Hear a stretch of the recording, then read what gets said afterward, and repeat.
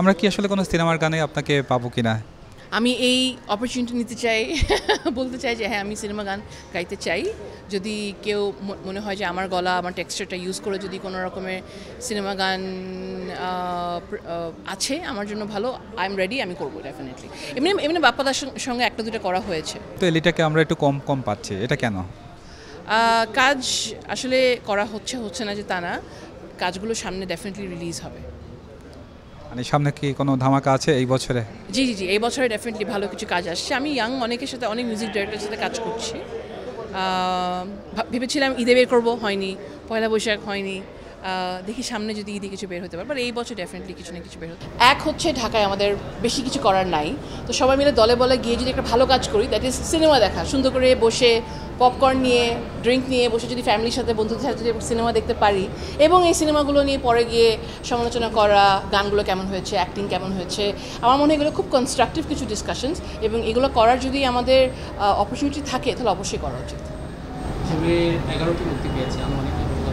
আমার এখনও একটাও দেখা হয়নি, I am very sorry. Actually আমি এখনও বলার মতন ওরকম কিছু এখনও পাচ্ছি না, আমার প্রপারলি শুনতে হবে গানগুলো।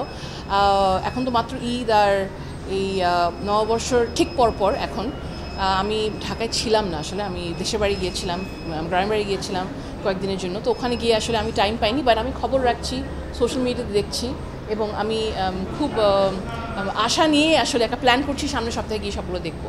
আজকে ইভেন্টে ডেফিনেটলি খুব ভালো লাগছে, কারণ আজকে আমাদের খুব ভালো বন্ধু মেজবিন, তার বার্থডে, এবং তারই সাথে তার এই ফিল্মের লঞ্চিংটা হচ্ছে।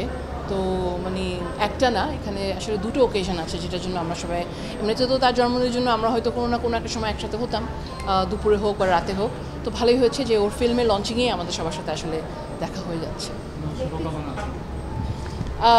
মেজবিনের জন্য অবশ্যই আছে, মেজবিনকে আমরা জেনি বলে ডাকি, তো অনেক first of all happy birthday মেজবিনকে, তার সাথে এখনও আমার দেখা হয়নি, দেখা হবে খুব শিগগিরই।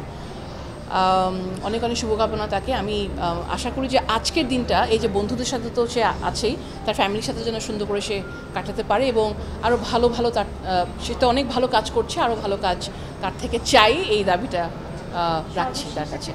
আমি আসলে প্রথমত কিন্তু অডিয়েন্স থেকেই তার কাজই কিন্তু আমার আসলে প্রথমে দেখা, তারপর আরও পরে গিয়ে আসলে তার সাথে আমার ফ্রেন্ডশিপটা হয়েছে।